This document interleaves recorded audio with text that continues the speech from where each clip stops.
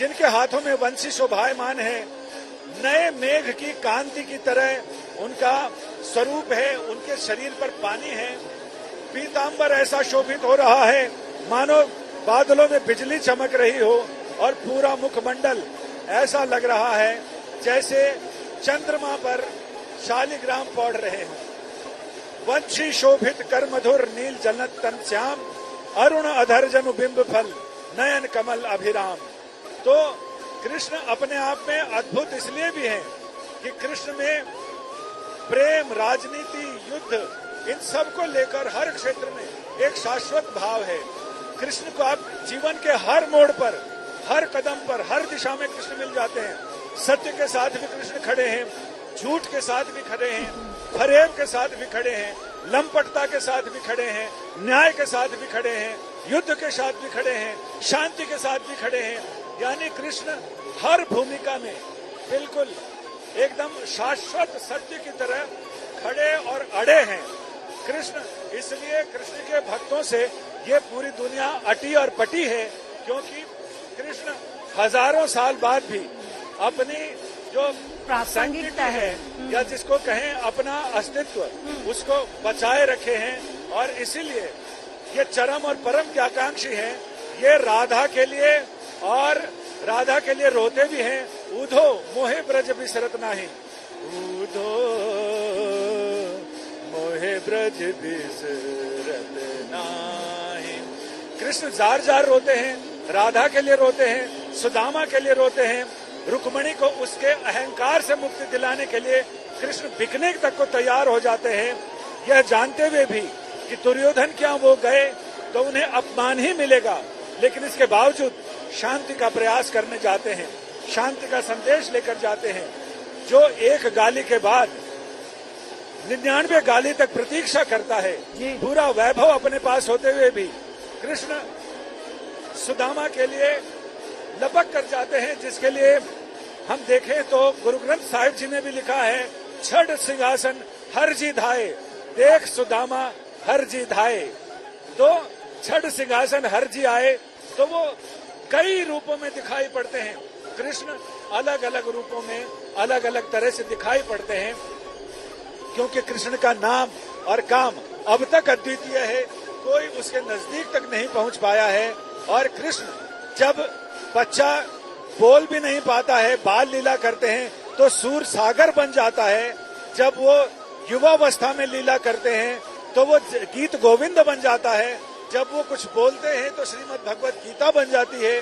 और जब उनके पूरे व्यक्तित्व को समेटा जाए तो 18,000 श्लोकों वाला श्रीमद् भागवत महाग्रंथ बन जाता है। कृष्ण इसलिए अपने आप में अद्वितीय है, क्योंकि कृष्ण एते चांश कला पुंसौ कृष्णस्तु भगवान स्वयं। इतने कला अवतार हुए हैं ब्रह्म के, लेकिन कृष्ण अकेले हैं जो भगवान है। 16 कलाओं से युक्त है। चोर है, सुलमपट, लबार है, चटोकरा है, टेढ़ी टांग बारो इष्ट देवता हमारो है। चौर्य कला में भी निपुण है, लंपटता में भी है, वाग कला में भी निपुण है, पाक कला में भी निपुण है। तो कृष्ण अपने आप में अद्भुत है, और यही अद्भुतता है कि इतने साल बाद भी हम कृष्ण के जन्म के उत्सव में पीढ़ी दर पीढ़ी हम इतने ही मगन होते हैं, इतने ही आनंदित होते हैं, इतने ही नाचते हैं, क्योंकि हर आदमी के अंदर, हर व्यक्ति के अंदर, हर व्यक्ति के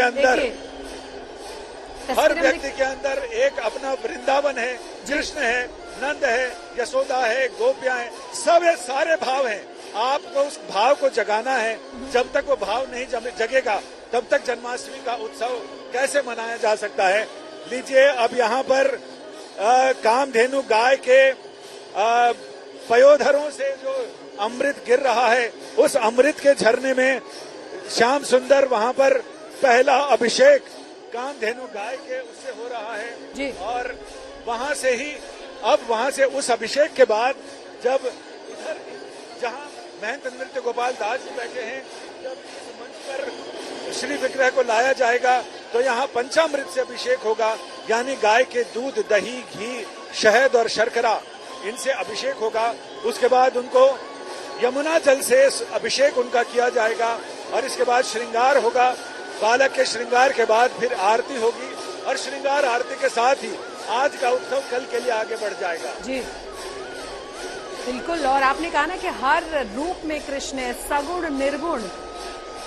तस्वीरें बहुत ही खूबसूरत हैं। भगवान कृष्ण का जन्म हो चुका है और अब देखिए किस तरीके से यहाँ कामधेनु गाय के दूध से उन्हें स्नान कराया जा रहा है। पंचामृत से यहाँ स्नान कराया जाएगा। संजय, वैसे भी कहा जाता है ना, गोपियों ने भी तो वही कहा था ना, उधो मन्ना भय 10-20 एक भयो तो गयो श्याम संग को अब राधे ईस। मतलब सगुण में भी इतना ज्यादा खो गई थी गोपियां। सगुण निर्गुण किसी भी रूप में आप चाहें, 16 कलाओं में परिपूर्ण आप कृष्ण में हो सकते हैं, आप कृष्ण को पूछ सकते हैं।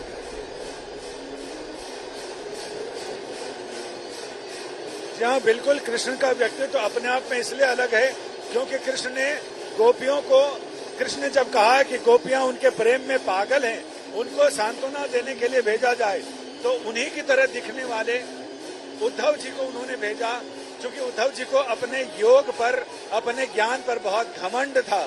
कृष्ण ने उनका भी मान मर्दन किया। उन्हें कहा कि तुम्हें अपना भक्ति का मार्ग, तुम वहां जाओ और वहां जाकर गोपियों को ये ज्ञान बांट दो। अगर गोपियां तुम्हारी बातों में तुम्हारी अनुयायी हो जाते हैं और योग के मार्ग पर चलती हैं, तो मैं फिर तुम्हारे को मान जाऊंगा। और जब उद्धव आते हैं तो गोपियां इतना उलाहना देती हैं कि उद्धव अपने ज्ञान की गठरी लेकर दबाकर चुपचाप निकल जाते हैं। और गोपियों ने अपने प्रेम से, अपनी भक्ति से, उदात्तता से उद्धव को भी निरुत्तर कर दिया था। तो ऐसे में जब गोपियां कहती हैं कि उधो जोग सिखावन आए, वो कहती हैं कि जिन अंगों पर श्याम ने यहाँ आभूषण सजाए, आप उसको कहते हैं कि भस्मी और छार से उसे लीप लिया जाए। जिन अंगों पर श्याम ने आभूषण सजाए, उधो जोग सिखावन आए। तो ये ऐसी उदात्तता है। कान्हा भी, ऐसा नहीं है विरह में सिर्फ गोपियां रोती हैं, कान्हा भी रोते हैं।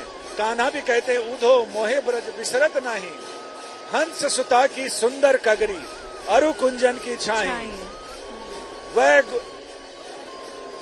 वह सुरभि वह पक्ष दोहिनी खरिक दुहावन जाही, ग्वाल बाल सब करत कोलाहल नाचत गही गही बाही, उधो मोहे ब्रज बिसरत नाही। यानी कृष्ण भी है, उन्होंने भी ब्रज की याद में तकिए भिगोए हैं। ये अलग बात है कि चूंकि वो मर्यादा पुरुषोत्तम नहीं है, वो मर्यादाएं गढ़ते हैं, मर्यादाओं पर आगे बढ़ते हैं, इसलिए कृष्ण का व्यक्तित्व तो अद्भुत है। कृष्ण अपने आंसुओं को छिपाना भी नहीं चाहते, क्योंकि जब राधा के वियोग में कृष्ण बहुत आहें भरते हैं, लेकिन जब सुदामा आते हैं तब भी वो सार्वजनिक रूप से, पब्लिकली वो रोते हैं। पानी परात को हाथ छुयो नहीं, नैनन के जलसों पग धोए। तो कृष्ण का व्यक्तित्व अपने आप में उद्भव है, अपने आप में उत्तम है। ऐसा उत्तम है कि हजारों साल में अभी तक तो कोई वैसा व्यक्तित्व पैदा नहीं हुआ। आगे भी हजारों साल तक उम्मीद तो नहीं लगती है।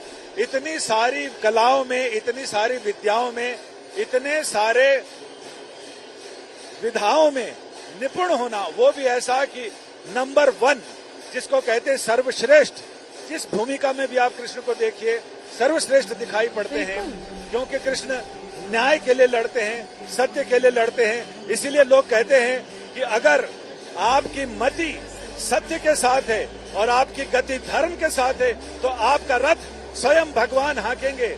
यत्र योगेश्वर कृष्ण यत्र पार्थो धनुर्धर तत्र श्री विजयोर भूत्वा ध्रुवा नीतिर्मतिर्ममा।